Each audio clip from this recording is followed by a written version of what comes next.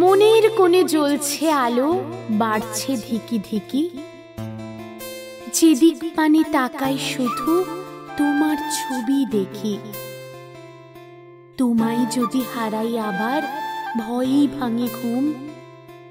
এমন জুড়ে শুধুই তুমি আর ভালোবাসার মরশুম।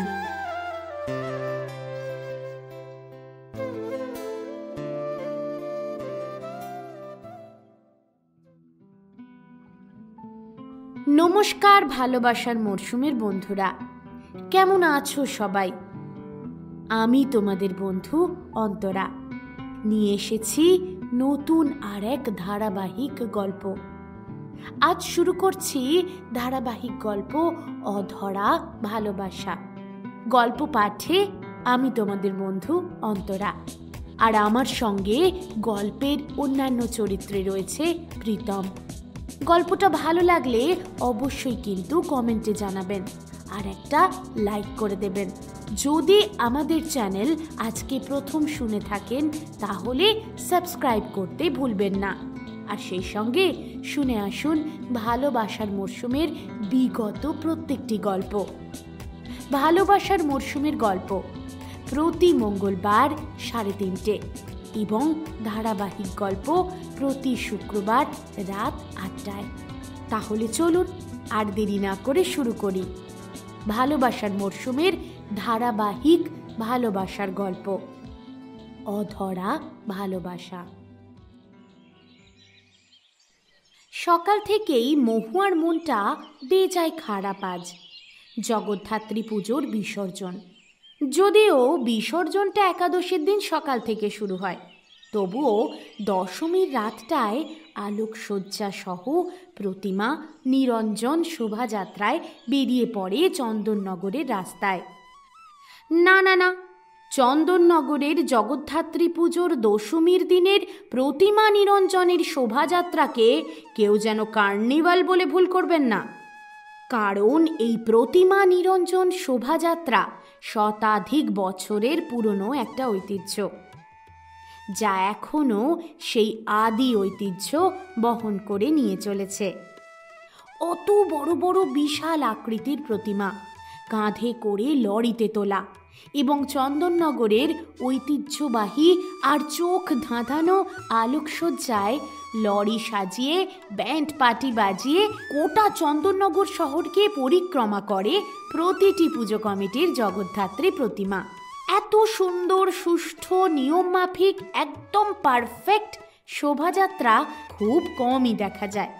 আর এই শোভাযাত্রা সহ গোটা চন্দননগরের আলোকসজ্জা এবং জগদ্ধাত্রী পুজো এই শহরবাসীর গর্বের সবথেকে বড় কারণ। 4টে দিন এই শহর যেন আলোর বন্যায় ভেসে যায়, আর সেই আলোর বন্যার বাঁধ ভাঙে দশমীর রাত্রিতে।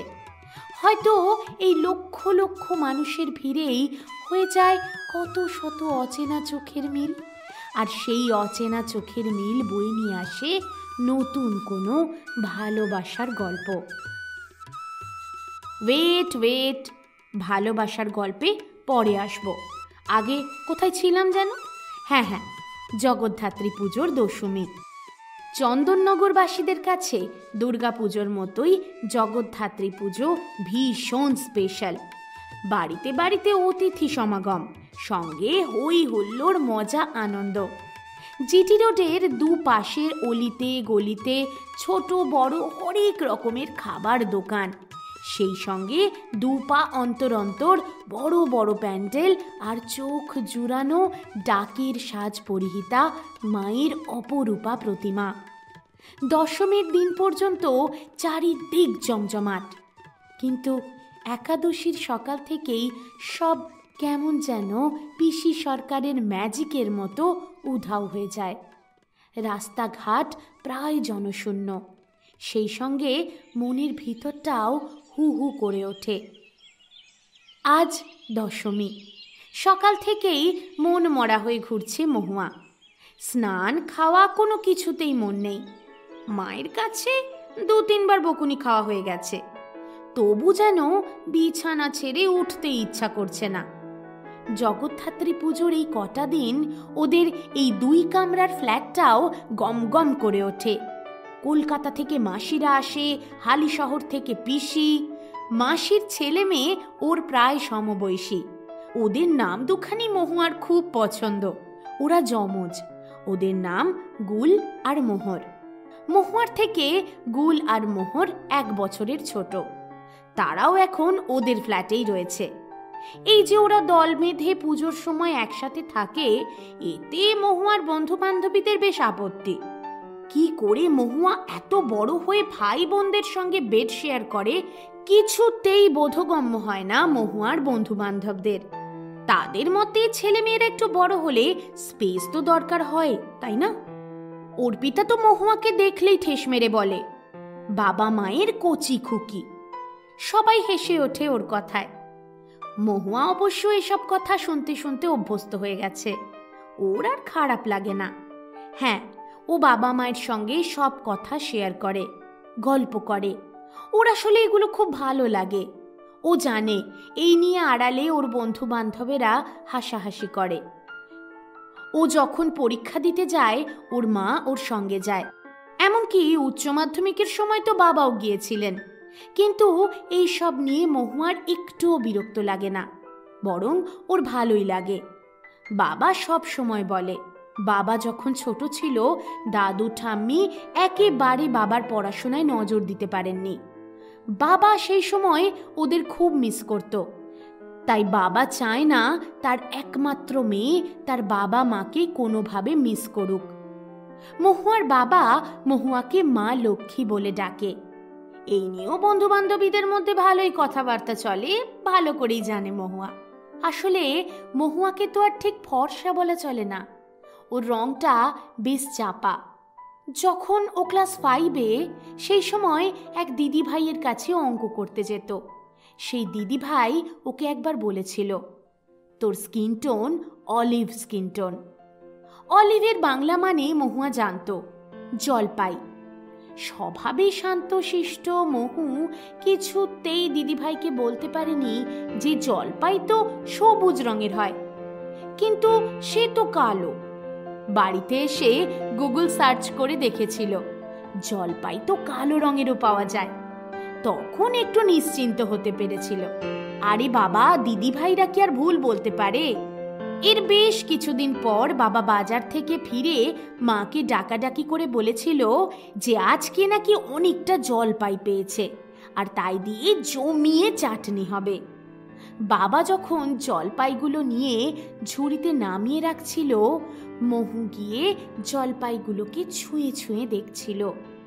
কি নরম, কি মসৃণ, ঠিক মহুয়ার ত্বকের মতোই।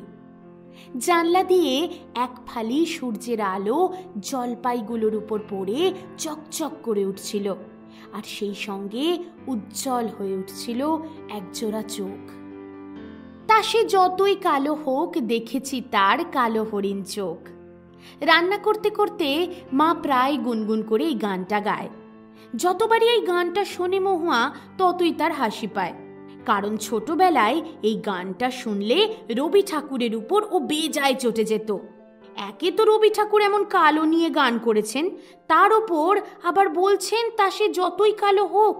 তার মানে রবি ঠাকুরও চোখের আগে কালো রংটাই দেখেছেন। বড় হয়ে এই রাগটা কোথাও যেন হাসিতে পরিণত হয়েছে। মহু এখন কলেজের ফার্স্ট ইয়ার, হিস্ট্রি অনার্স। পড়াশোনাতে বরাবরই ভালো মহুয়া। হ্যাঁ, ফার্স্ট সেকেন্ড না হলেও রেজাল্ট কিন্তু খুব একটা ফেলে দেবার মতো নয়। বাবা একটা হাই স্কুলের টিচার আর মা হোম মেকার, আর সেই সঙ্গে এখন ইউটিউব ব্লগার।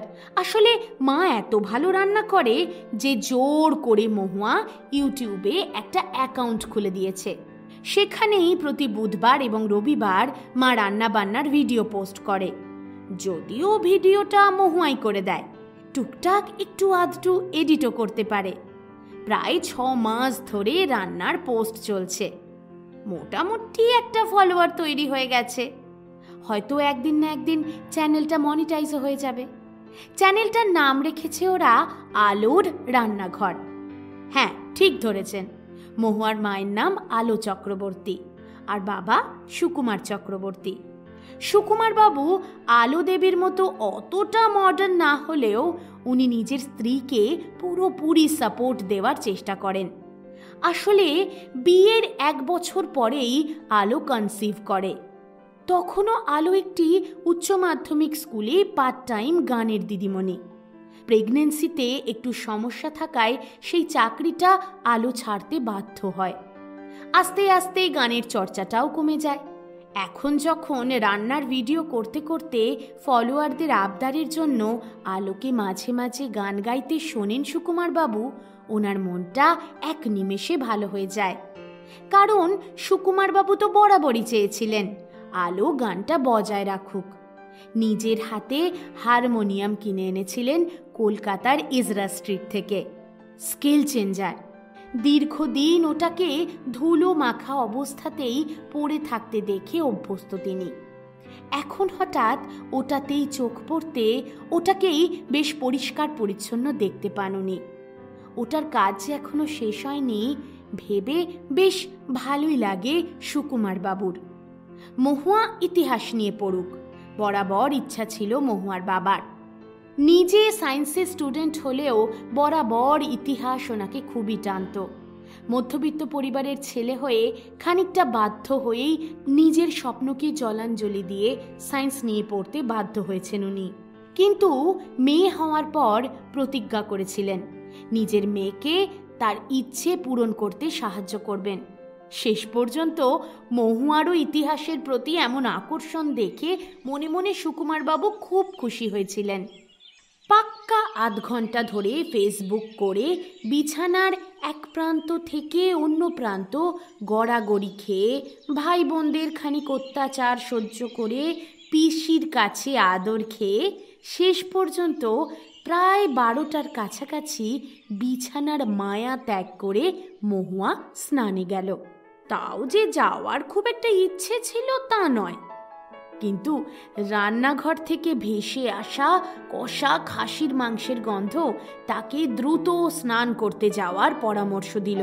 কারণ স্নান করে ঠাকুরকে একটু ধূপ দেখিয়ে মায়ের কাছে ছোট বাটিটা নিয়ে গেলেই 1 পিস কষা মাংস মহুয়া পাবেই মহুয়া জানে। এবছর নভেম্বরের শুরুতেই একটু একটু করে ঠান্ডা পড়েছে। গিজারটা চালিয়ে নিল মহুয়া। ঠান্ডা গরম জল অ্যাডজাস্ট করে শাওয়ার খুলে দিল। বাথরুমের জানলা দিয়ে দূরের একটা কৃষ্ণচূড়া গাছ দেখা যায়। সেই গাছের দিকে তাকিয়ে থাকতে থাকতে প্রতিদিন স্নান করার অভ্যেস হয়ে গেছে মহুয়ার। গাছটার দিকে চোখ পড়তেই হঠাৎ মনে হলো একগোছা লাল কৃষ্ণচূড়া। আশ্চর্য হয়ে গেল মহুয়া, এটা তো ফুল ফোটার সময় নয়, তাহলে?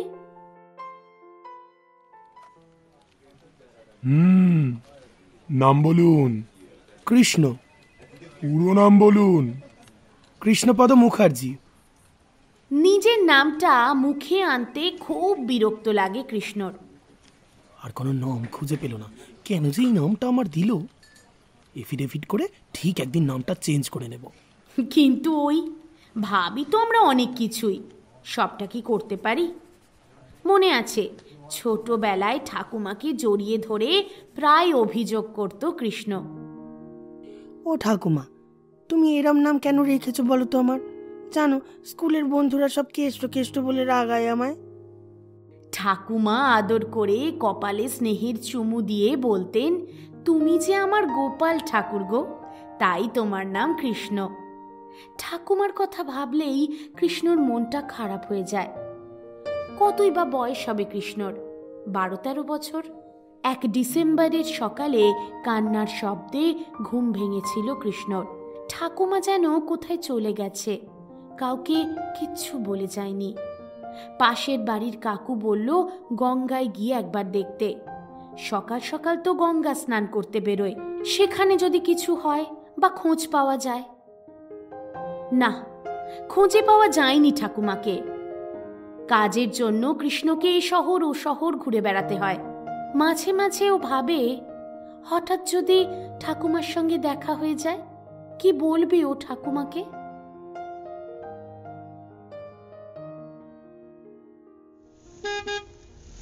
গাড়ির হর্নের শব্দে চিন্তার জগৎ ছিঁড়ে বেরিয়ে আসে কৃষ্ণ। ধুর বলেই থেমে যায়। শত খারাপ সঙ্গে থাকলেও গালাগালি কিছুতেই মুখ থেকে বেরোয় না কৃষ্ণর। বিরক্তিতে ছেয়ে গেল ওর সারা মুখ। বিড়বিড় করে বলতে থাকলো, প্রত্যেক বছর এদের প্রসেশন করতেই হবে, আর ঝামেলা তো লেগেই আছে, যত দায় আমাদের। জিটি রোডের সমস্ত রাস্তা সমান নয়, কোথাও সরু কোথাও চওড়া। এই সরু রাস্তা দিয়ে এত বড় বড় ঠাকুর, লাইট, সেই সঙ্গে ক্লাবের ছেলেদের উন্মাদনা, এছাড়াও দেশ বিদেশের দর্শনার্থীরা। এদের মধ্যে কিছু চোর, জোচ্চোর, পকেটমার, ইফটিজার, আর আছে গাদা গাদা হকার। এইসব সামলাতে সামলাতে ভালো করে কোনো বছরই ঠাকুর দেখতে পারে না কৃষ্ণ।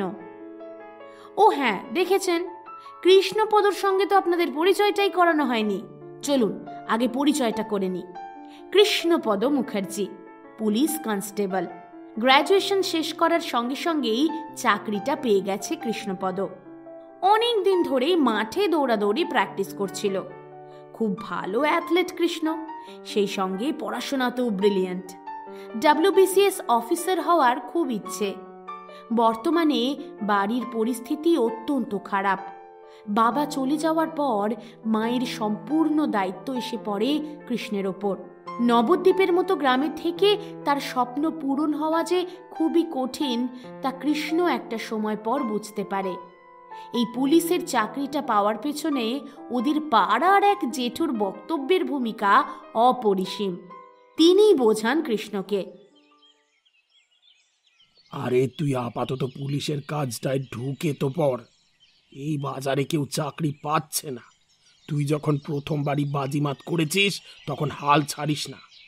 পুলিশের চাকরি এখন আরামের চাকরি, কোনো ঝামেলা নেই। যেখানেই পোস্টিং হোক পড়াশোনার প্রচুর টাইম পাবি। আর মাস গেলে মাকে কিছু টাকা পাঠাতে পারলে তোর মায়ের সমস্যাও কিছুটা মিটবে বই কি। জেঠুর কথা শুনে আশাবাদী কৃষ্ণ ভেবেছিল ট্রেনিং শেষ হওয়ার পর পোস্টিং হয়ে গেলে একটু সেটেল হয়ে নিয়েই পড়াশোনায় মন দেবে। হ্যাঁ, জেঠুর কথাই সত্যি হলো। মাস গেলে কিছু টাকা বাড়িতে পাঠাতে পারছে সত্যি, কিন্তু WBCS হওয়ার স্বপ্নটা এখন আর দেখে না কৃষ্ণ, বা বলা যেতে পারে স্বপ্ন দেখার দুঃসাহস করে না। সারাদিন ডিউটি করার পর আর বড়বাবুর মেজাজ সহ্য করে কোয়ার্টারে ফিরে আর পড়াশোনা করার ইচ্ছা করে না। আজ কৃষ্ণর মেজাজটা বেশ খিচড়ে আছে। প্রত্যেক বছর তাকে চন্দননগরে ডিউটি দেওয়া হয়। ওর পোস্টিং ব্যারাকপুরে, কিন্তু এই সময়টা চন্দননগরে প্রচুর পুলিশ প্রোটেকশনের প্রয়োজন হয়। তাই অনেক থানা থেকেই ডিউটি করতে এরা চন্দননগরে আসে। আজ কৃষ্ণর সারা রাত ডিউটি, কিন্তু বড় বাজারের এখানে সকাল সকালই 2 ক্লাবের মধ্যে ঝামেলা লেগে গেছে, তাই তাদের এমার্জেন্সিতে এখানে আসতে হয়েছে। পজিশনে সবার শেষে থাকলেও কনস্টেবলদের ডিউটি সব থেকে বেশি। একটা মোটা লাঠি নিয়ে যে কোনো ঝামেলার মোকাবিলা করার জন্য সবার প্রথমে থাকে এই দল, অথচ মাইনে এদের সব থেকে কম। মাঝে মাঝেই টুকরো টুকরো চিন্তা মাথায় আসছে যাচ্ছে কৃষ্ণর। কৃষ্ণ আসলে খুবই কল্পনাপ্রবণ, তাই হয়তো থেকে থেকে হারিয়ে যায়। অনেকক্ষণ বড়বাজারের মোড়ে দাঁড়িয়ে থাকতে থাকতে কোমরটা ধরে গেছে। পাশেরই একটা ফুটপাতে গিয়ে বসলো কৃষ্ণ। পাশ থেকে অমর এসে বলল, এ ভাই, এই চাকরি আর মোটে পোষাচ্ছে না। সারাদিন কুকুর বেড়ালের মতো কাটায়, আর মাইনের সময় তো ওই লবডঙ্কা। আর তাহলে কি করবে ভাবছো? ভাবছি আরে চায়ের দোকান খুললে কেমন হয় বলতো? এমনি চলবে বল? চায়ের দোকান নয়, চপের দোকান খোলো। শুনেছি চপ বিক্রি করে আজকাল কোটিপতি হওয়া যাচ্ছে। পান মশলা খাওয়া খয়েরি হয়ে যাওয়া দাঁতগুলো বেরিয়ে পড়ল। গা গুলিয়ে উঠল কৃষ্ণর। প্রখর রোদে বড়বাজারের ফুটপাতে বসে বসে কৃষ্ণর ফর্সা মুখখানা তেতে পুরো একেবারে লাল হয়ে উঠেছে। ওর মুখের দিকে তাকিয়ে অমর আবার বলে উঠল, ভাই, তোকে দেখে না সেই প্রবাদ বাক্যটা হেব্বি মনে পড়ে, ওই কানার নাম পদ্মলোচন, ওইটা। এমন টুকটুকে ফর্সা ছেলের নাম যে কি করে কৃষ্ণ হয় এইটা ভেবেই অমর মাঝে মাঝে অবাক হয়ে যায়। আরও অবাক হয় এই ভেবে যে এইরকম সুন্দর লম্বা চওড়া সায়েন্স গ্র্যাজুয়েট শিক্ষিত একটা ছেলে এই রকম কাজ কি করে যাচ্ছে বছরের পর বছর। কৃষ্ণ আর চোখে একবার অমরকে দেখল। ওর এই ফর্সা রং ওর একেবারে পছন্দ নয়, তার উপর মায়ের মতো দেখতে, কেমন যেন মেয়ে মেয়ে লাগে। তাই পারতপক্ষে ক্লিন শেভ করে কৃষ্ণ। হালকা দাড়িতেই নিজেকে দেখতে ভালোবাসে কৃষ্ণ।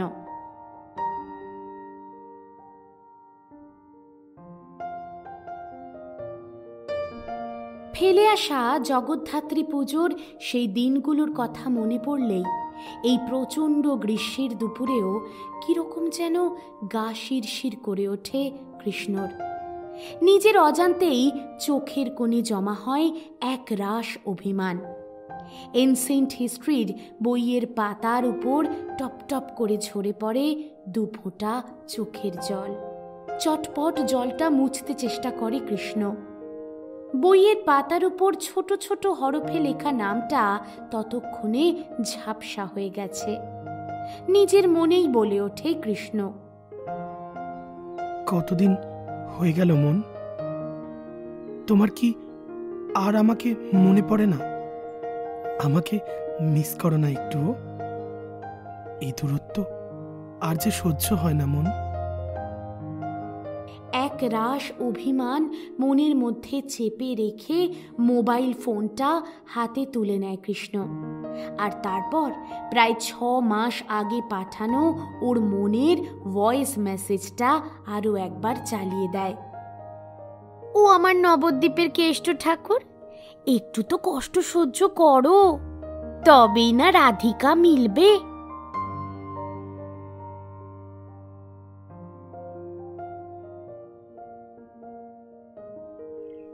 কেন তৈরি হলো এই দূরত্ব কৃষ্ণ আর কৃষ্ণের মনের সাথে? সে গল্প জানতে গেলে অবশ্যই শুনতে হবে অধরা ভালোবাসার 2য় পর্ব। আজ অধরা ভালোবাসার 1ম পর্ব এতটুকুই। যেতে যেতে কয়েকটা জরুরি কথা প্রতিবারের মতো মনে করিয়ে দিই। ভালোবাসার মরশুম এখন থেকে ওয়েবসাইটেও অ্যাভেলেবেল, www.ভালোবাসারমরশুম.com। এখানে ক্লিক করলে আমাদের যাবতীয় গল্প আপনারা শুনতে পারেন। আর তাছাড়া যদি সম্ভব হয় ভালোবাসার মরশুম ফেসবুক পেজটাকেও আপনারা লাইক করে রাখবেন। ভালোবাসার মরশুমের ওয়েবসাইট এবং ফেসবুক পেজের লিংক আমি ডেসক্রিপশন বক্সে দিয়ে রাখলাম। আর কথা না বাড়িয়ে চলে আসি গত পর্বে যে 10 জন প্রথম সঠিক উত্তরদাতা সঠিক উত্তর দিয়েছিলেন তাদের নাম ঘোষণায়।